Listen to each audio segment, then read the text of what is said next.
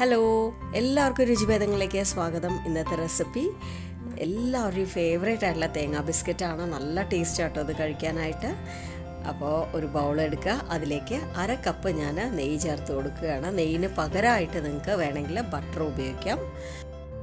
അടുത്ത ഇതിലേക്ക് 1/2 കപ്പ് പൊടിച്ച പഞ്ചസാരയാണ് ചേർത്ത് കൊടുക്കുന്നത്. ഇനി ഇത് രണ്ടും കൂടെ ചേർത്ത് നന്നായിട്ടൊരു കുഴമ്പ് പരുവം വരെ മിക്സ് ചെയ്തെടുക്കണം. ഇതിനു മുമ്പ് നമ്മുടെ ചാനലിൽ വളരെ ഹെൽത്തി ആയിട്ട് ഉണ്ടാക്കാൻ പറ്റിയൊരു ഓട്സിൻ്റെ ബിസ്ക്കറ്റ് ഇട്ടിട്ടുണ്ട്, അതുപോലെ തന്നെ ബട്ടർ ബിസ്ക്കറ്റ് ഇട്ടിട്ടുണ്ട്. ഇനി ഇതുപോലെ കുറേ കുക്കീസിൻ്റെ റെസിപ്പി ഞാൻ ഇടുന്നതാണ്. അപ്പോൾ ഇതുവരെ നമ്മുടെ ചാനൽ സബ്സ്ക്രൈബ് ചെയ്യാതെ കാണുന്നവരാരെങ്കിലും ഉണ്ടെങ്കിൽ ഒന്ന് സബ്സ്ക്രൈബ് ചെയ്ത് സപ്പോർട്ട് ചെയ്യണേ. അപ്പോൾ പഞ്ചസാരയും ബട്ടറും കൂടെ നല്ല സ്മൂത്തായിട്ട് വന്നിട്ടുണ്ട്.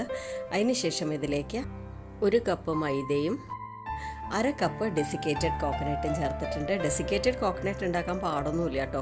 തേങ്ങാ കഷ്ണങ്ങൾ എടുത്തിട്ട് അതിൻ്റെ കറുത്ത പോർഷൻ ചെത്തിക്കളഞ്ഞ ശേഷം മിക്സി ജാറിലിട്ട് ഒന്ന് പൾസ് ചെയ്തെടുത്ത ശേഷം ഒന്ന് ചൂടാക്കി എടുക്കുക വേണ്ടു. ഇനി ഇതിലേക്ക് 1/2 ടീസ്പൂൺ ബേക്കിംഗ് പൗഡറാണ് ചേർത്ത് കൊടുക്കുന്നത്. വീണ്ടും എല്ലാം കൂടെ നന്നായിട്ട് മിക്സ് ചെയ്തെടുക്കുക.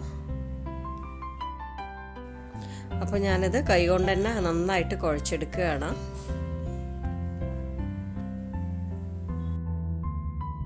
അപ്പോൾ ഇതൊന്ന് ബൈൻഡായി കിട്ടാനായിട്ട് ഞാനിവിടെ 2 ടേബിൾ സ്പൂൺ പാലെടുത്തിട്ടുണ്ട്. അതിൽ 1 ടേബിൾ സ്പൂൺ ആദ്യം ഒഴിച്ചു കൊടുക്കുകയാണ്. അതിന് ശേഷം നന്നായിട്ട് കുഴച്ചെടുക്കുക.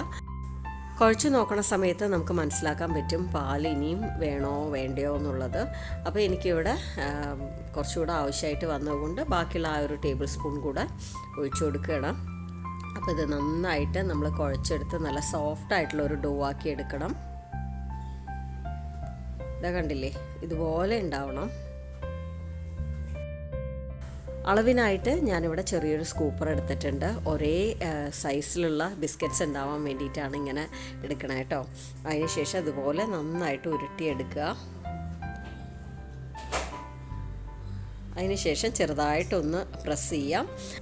ഇങ്ങനെ നമ്മൾ പ്രസ് ചെയ്ത് കൊടുക്കുന്ന സമയത്ത് അരികിലൊക്കെ ക്രാക്ക് വരാൻ ചാൻസ് ഉണ്ട്. അതൊക്കെ നന്നായിട്ടൊന്ന് ഷേപ്പ് ചെയ്ത് കൊടുത്താൽ മതി. അതിന് ശേഷം ഡെസിക്കേറ്റഡ് കോക്കനട്ടിൽ 2 വശവും നന്നായിട്ട് ഒന്ന് കോട്ട് ചെയ്തിട്ട് എടുക്കുക. അപ്പോൾ ഇതേ രീതിയിൽ നമുക്കെല്ലാം റെഡിയാക്കി എടുക്കാം. അപ്പോൾ ഞാനിവിടെ ആദ്യം ചെയ്യാൻ പോണത് അവനിലാണ്, സ്റ്റൗ ടോപ്പിലും ചെയ്ത് കാണിക്കുന്നുണ്ട്. അപ്പോൾ ഇതിനി 170 ഡിഗ്രിയിൽ ഒരു 20 മിനിറ്റാണ് ബേക്കിംഗ് ടൈം കൊടുക്കുന്നത്. അപ്പോൾ ഈ ഒരു ബാച്ച് ഞാൻ സ്റ്റൗ ടോപ്പിൽ വെച്ചിട്ടാണ് ബേക്ക് ചെയ്തെടുക്കുന്നത്. ലോ ഫ്ലെയിമിലിട്ടിട്ട് ഒരു 20-25 മിനിറ്റ് വരെ ബേക്ക് ചെയ്തെടുക്കാവുന്നതാണ്. അപ്പോൾ 2 രീതിയിലും ബേക്ക് ചെയ്തെടുത്ത ബിസ്ക്കറ്റ് റെഡി ആയിട്ടുണ്ട്.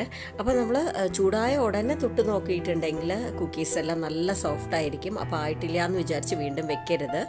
കുറച്ച് നേരം കഴിഞ്ഞ് നന്നായിട്ട് തണുത്ത് കഴിഞ്ഞ് കഴിഞ്ഞാൽ നല്ല ക്രിസ്പി ആയിരിക്കും. അവനിൽ വെച്ച ബിസ്ക്കറ്റിന് കുറച്ച് കളർ ഉണ്ടാവും മുകൾ വശം. അതേസമയം സ്റ്റൗ ടോപ്പിൽ വെച്ചത് അത്ര കളർ വരില്ല. ആ ഒരു വ്യത്യാസം മാത്രമേ ഉള്ളൂ. മാത്രമല്ല സ്റ്റൗ ടോപ്പിൽ വെച്ചത് അടിവശം കുറച്ച് ഡാർക്കായി പോവും. എന്നാൽ അവനിൽ വെച്ച ബിസ്ക്കറ്റിലാണെങ്കിൽ ഒരേപോലത്തുള്ള കളറാണ് ഉണ്ടാവുക. കണ്ടില്ലേ? അപ്പോൾ ഈ ഒരൊറ്റ വ്യത്യാസം മാത്രമേ ഉള്ളൂ. സ്വാദിനോ അതുപോലെ തന്നെ ക്രിസ്പിനെസ്സിനോ ഒരു വ്യത്യാസമില്ല കേട്ടോ. രണ്ടും ഒരേപോലെ തന്നെയാണ്. അപ്പോൾ എല്ലാവരും ട്രൈ ചെയ്ത് നോക്കണം. നല്ല ടേസ്റ്റി ആയിട്ടുള്ള കുക്കീസാണത്. നമ്മുടെ നാട്ടിൽ 2 തരത്തിലുള്ള തേങ്ങാ ബിസ്ക്കറ്റ് കിട്ടും അല്ലേ. ഒന്ന് സാധാരണ തേങ്ങാ ബിസ്ക്കറ്റും പിന്നെ കുറച്ച് റേറ്റ് കൂടിയ തേങ്ങാ ബിസ്ക്കറ്റ്. ഇത് രണ്ടാമത്തെ ഇനത്തിൽ പെട്ടതാട്ടോ. അപ്പോൾ ഞാൻ എന്താ ഒന്ന് പൊട്ടിച്ച് കാണിച്ചു തരാം. കണ്ടില്ലേ, നല്ല ക്രിസ്പി ആയിട്ട് എന്നാൽ നല്ല ടേസ്റ്റ് ഉണ്ട് കേട്ടോ. ഒരു മസ്റ്റ് ട്രൈ റെസിപ്പി എന്നൊക്കെ പറയില്ലേ, ആ ഒരു ഇതിൽ പെട്ടതാട്ടോ ഈ ഒരു കുക്കീസും. ഈ ഒരു അളവിൽ 15 ബിസ്ക്കറ്റ്സ് കിട്ടിയിട്ടുണ്ട് കേട്ടോ. ഇനി ഞാൻ സ്റ്റൗ ടോപ്പിൽ ബേക്ക് ചെയ്തത് പൊട്ടിച്ച് കാണിച്ചു തരാം. അതും ഇതുപോലെ നല്ല ക്രിസ്പിയാണ്. അപ്പോൾ തീർച്ചയായിട്ടും എല്ലാവരും ട്രൈ ചെയ്ത് നോക്കണം. നിങ്ങളുടെ ഫീഡ്ബാക്ക്സ് കമൻറ്റിലൂടെ അറിയിക്കുക. വീഡിയോ ഇഷ്ടമായിട്ടുണ്ടെങ്കിൽ ഒന്ന് ലൈക്ക് ചെയ്യുക, ഷെയർ ചെയ്യുക. അതുപോലെ തന്നെ സബ്സ്ക്രൈബ് ചെയ്യാത്തവരൊന്ന് സബ്സ്ക്രൈബ് ചെയ്യണം. അപ്പോൾ ഇതുവരെ ഈ വീഡിയോ കണ്ട എല്ലാ വ്യൂവേഴ്സിനും താങ്ക് യു.